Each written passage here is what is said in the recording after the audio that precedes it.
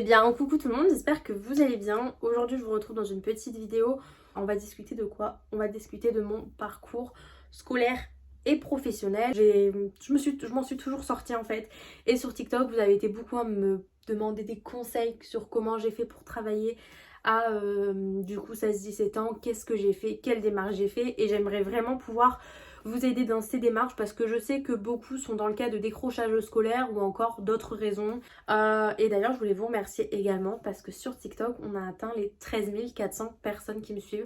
Genre, c'est énorme. Peut-être que pour vous, c'est rien, mais genre, ça m'offre plein d'opportunités, ça m'ouvre plein de portes et je suis trop reconnaissante. Et vraiment, merci beaucoup. J'ai décidé de redevenir active sur YouTube. Disons que ces derniers temps, ça n'a pas été facile pour moi. J'ai l'impression que c'est quelque chose que je répète beaucoup dans mes vidéos YouTube, mais ma vie est très mouvementée et voilà, c'est pas toujours évident pour moi. Donc des fois, je prends du recul, surtout vis-à-vis de YouTube, parce qu'il faut savoir que c'est aussi du travail, les montages vidéo, etc. Et une dernière chose, je t'ai demandé d'activer la cloche, tout simplement parce que là, dans les prochains jours, prochaines semaines, je vais vous bombarder de vidéos YouTube. Je vais créer beaucoup de contenu et j'ai également des bons plans pour vous qui vont arriver. D'ailleurs, la semaine prochaine, je compte vous sortir un gros haul chain et dedans, il y aura un petit bon plan pour vous. Donc, je vous en parle pas, vous verrez. Et si on en parlait de ce parcours scolaire, bon, je vous avais déjà fait une vidéo très similaire. En fait, c'était tout simplement mon parcours scolaire, mais il y a de ça, finalement, il y a de ça, je crois, 1 an et demi, presque 2 ans, mais pas tout à fait. Je vous avais fait cette vidéo en discutant de ce qui se passait pour moi à l'époque et tout. Et c'est vrai que ma vie, elle a été semée d'embûches et de galères malheureusement. Mais bon, je pense qu'on en ressort plus fort. Pour ça, je vais devoir reprendre de zéro en fait pour vous réexpliquer tout. Donc si je me trompe sur certaines choses, je suis désolée, ça remonte quand même il y a bien longtemps. On va commencer, moi, tout ce qui était petite section jusqu'au CP, tout s'est plutôt bien passé. Arrivé vers... CE2 jusqu'à mon CM2, je me suis fait... Le harcèlement, en fait, a commencé pour moi. Parce qu'en fait, j'étais rousse. Ce n'est pas ma couleur de base, mais on avait fait une sorte de couleur un peu permanente, mais qui devait partir, rousse, parce que j'en avais très envie. À la base, je suis blonde. Et à partir de là, tout a commencé, les moqueries, enfin c'était des blagues pas drôles que moi je prenais très à cœur parce que ça fait mal, c'était tous les jours. Et quelque chose de récurrent, faut savoir que c'est du harcèlement, attention, d'accord? Parce que pour beaucoup, il y en a beaucoup qui n'ont pas analysé que le harcèlement, c'était pas simplement t'es moche, voilà. Non, c'est quelque chose de récurrent, pas forcément tous les jours pour autant. C'est quelque chose qui revient beaucoup et qui fait du mal. Ça a commencé en 6e pour de vrai dans le sens où c'est là que on grandit en fait, il y a la crise d'adolescence, on grandit, on se rend compte du truc. Du coup en 6e, moi il faut savoir qu'au niveau de ma scolarité jusqu'à ma 3e, on va dire que tout a été normal, j'ai suivi une scolarité à peu près normale. Du coup en 6e j'ai commencé réellement me faire harceler. Pour X ou Y raison, disons qu'il n'y avait pas tellement de raisons en fait, je pense que j'étais une cible. À l'époque j'étais très mince, on me disait que j'étais grosse, je commençais avec des moqueries, des insultes, vous savez des trucs pour rire en fait, et ça a pris tout son engrenage au fur et à mesure des années. On disait que j'étais moche, bon après chacun pense ce qu'il veut encore une fois, mais il y a des manières de le dire. Et moi quand je croise quelqu'un de moche par exemple, je vais pas le voir pour lui dire qu'il est moche, ça s'appelle le respect et l'éducation. Ensuite, en 5e, disons que j'ai commencé à me rebeller pour être honnête avec vous. Je regardais très mal, je parlais pas super bien au professeur. Ça, disons que c'est une erreur de mon adolescence et je regrette beaucoup parce que je suis remplie de respect, de bonne foi et je me le permettrai plus sans aucune raison, ça c'est une certitude. À l'époque, j'essayais aussi beaucoup de faire mon intéressante en fait pour, je pense, tenter de me faire des amis. En fin 4e, début 3e, j'ai commencé à avoir des problèmes de santé qui ont créé beaucoup d'absence sur mon année de 3e. Ce qui fait que je n'ai pas obtenu mon brevet des collèges malheureusement.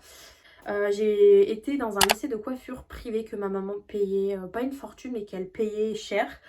Et là-bas c'était très particulier parce qu'on est que des filles. C'était la méchanceté gratuite en fait là-bas, tout simplement entre filles on se crêpe tous le chignon. Alors pour le coup c'est vrai que directement arrivée au lycée j'ai adopté un tout autre comportement parce que je vous dis en 5e j'étais un peu rebelle, je faisais la maline et tout. Début 4e, j'ai commencé à me rendre compte des trucs et je suis devenue tout d'un coup très polie et il y a mon copain qui m'a aidé là-dedans, qui m'a clairement changé en fait, qui a clairement changé ma personne. Et depuis ce jour-là, je suis quelqu'un de poli, de respectueuse, avec des valeurs, des principes, voilà. Même si j'en avais avant, disons que là, je faisais que j'étais dans ma débilité, dans ma connerie. Mais on a réussi à me faire des problèmes là-bas. Donc en fait c'est un peu les filles et c'est un peu la société qui veut ça malheureusement. Après la coiffure du coup j'y étais rentrée en septembre et j'ai arrêté en novembre-décembre parce que là aussi les problèmes de santé m'ont remis un gros coup dans la tronche. Ce qui a fait que du coup déjà je n'y trouvais pas ma place dans cette école de coiffure. Et en plus mes problèmes de santé ont commencé à reprendre une place. Donc en fait j'ai décidé de quitter tout ça. Et donc j'ai fini l'année déscolarisée donc en septembre du coup de l'année d'après. Donc il y a 1 an et demi, ouais à peu près, je me suis retrouvée dans un lycée. Entre temps j'avais fait des tas de démarches. Et en fait j'ai atterri là-bas parce que je suis allée au CIO. Donc le CIO c'est quoi? Je sais même pas c'est quoi les initiales. Mais en gros le CIO c'est une plateforme qui va t'aider à trouver disons ton orientation ou te trouver une solution pour éviter que tu sois sans solution étant donné que tu es jeune et que maintenant l'obligation de formation est obligatoire jusqu'à 18 ans. Avant c'était 16 ans mais ça s'est passé à 18 ans. Et le CEO m'a redirigée vers une plateforme. Bref, c'était une plateforme en fait de lutte contre le décrochage scolaire, ce qui n'était pas du tout mon cas, mais en fait ça regroupait toutes ces personnes, disons, sans solution.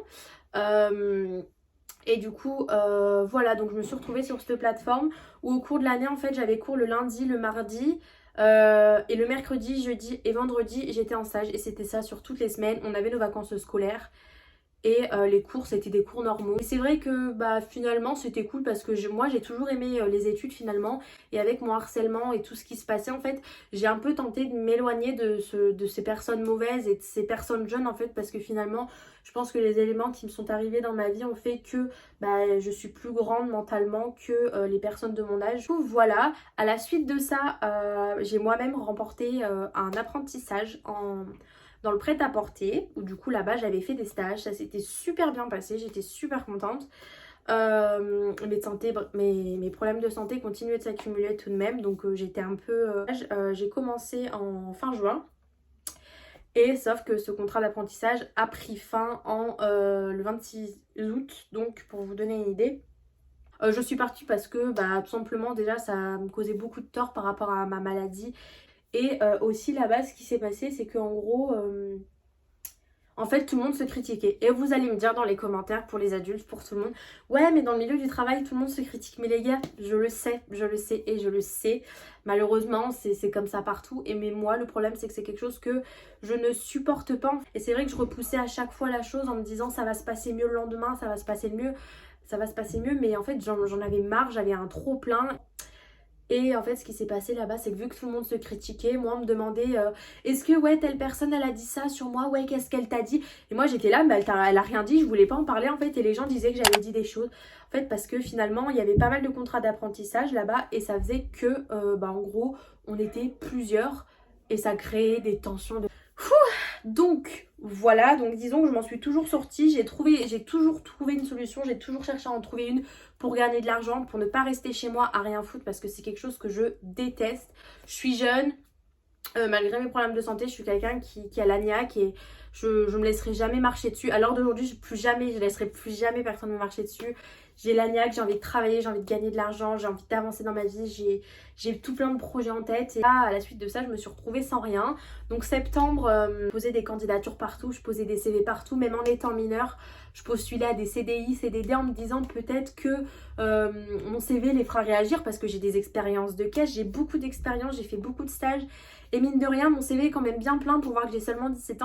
Bon, ça a échoué à ce niveau-là, c'est pas grave. En général, ils aiment pas trop se prendre la tête avec des personnes mineures et là. Du coup, octobre, j'ai fêté mon anniversaire et novembre, j'ai postulé pour un service civique dans ma ville en fait. Et le service civique, c'était travailler dans une mairie avec des adolescents, donc être ambassadeur de la jeunesse. Donc j'ai passé mon entretien... Non, je vous dis une bêtise, ça c'était en octobre, hein. J'ai passé mon entretien fin octobre et à la suite de ça, j'ai eu une réponse positive. Là, j'ai sauté de joie, je me suis dit putain, bah le fait d'avoir l'agnac en fait ça fonctionne. Et il faut savoir du coup en parlant de service civique que vous avez sur le site monservicecivique.gouv ou .fr, vous rentrez votre ville et vous pouvez obtenir des services civiques. Il faut savoir que une mission de service civique, c'est à partir de 16 ans, pouvant aller jusqu'à 25 ans ou 30 ans pour les personnes en situation de handicap. Donc, ce qui s'est passé, c'est que j'ai commencé le 8 novembre, pour tout vous dire, dans la mairie de ma ville. Il faut savoir qu'avec le Covid, nous, notre but, c'était de travailler avec les écoles, avec les adolescents entre du coup 11 et 14-15 ans. Et en fait, avec le Covid, tout s'est annulé parce que finalement, on n'avait pas le droit d'aller dans les collèges. Une expérience. Voilà, moi je suis toujours dans ce service civique, mais actuellement, je suis en arrêt depuis maintenant un mois parce que j'ai appris que j'avais une deuxième maladie. Et en plus de ça, ma santé, ça va pas du tout. Et je dois vous avouer que le maquillage fait plutôt bien son taf. C'est pour ça qu'on l'achète, j'ai envie de vous dire. Mes taux ne sont pas bons et on m'a découvert une seconde maladie. Comme je vous dis, je vous en parlerai dans une autre vidéo. Donc là, je suis en arrêt par l'ordre de mon médecin. Voilà, donc normalement je reprends le travail dans pas longtemps. En fait j'ai hâte parce que savoir qu'à côté de ça, je fais un autre petit travail, je fais les ongles. Voilà, donc je suis très très contente, j'aime beaucoup ce que je fais. Au niveau des petits éléments que je peux vous donner pour les personnes qui auraient besoin de petites branches pour pouvoir s'orienter, on a la mission locale. Qui est pas une plateforme, c'est un lieu pour les jeunes, ayant plus de 16 ans par contre, où là-bas en fait on va vous aider à trouver ce que vous pouvez faire. Vous avez des tas d'offres, vous pouvez avoir des aides pour le permis. Ensuite on a du coup les services civiques comme je vous dis qui peuvent beaucoup dépanner, c'est souvent des missions avec les jeunes etc. Et il y a une solution, un jeune aussi sur internet. J'essaierai de vous regrouper tout dans la barre d'infos. Si vous avez d'autres questions, n'hésitez pas à me les poser dans les commentaires, j'essaierai de vous y répondre. Mais enfin bref, je pense qu'il est important de vivre pour soi et pour ses projets surtout. Éviter de penser aux autres, c'est très important. En tout cas, j'espère vraiment que vous en savez un peu plus sur moi. Si vous avez des questions, comme je dis, n'hésitez pas. Je vais arrêter de papoter parce que la vidéo va se faire longue. Je vous fais plein de gros bisous et je vous dis à très vite dans une prochaine vidéo.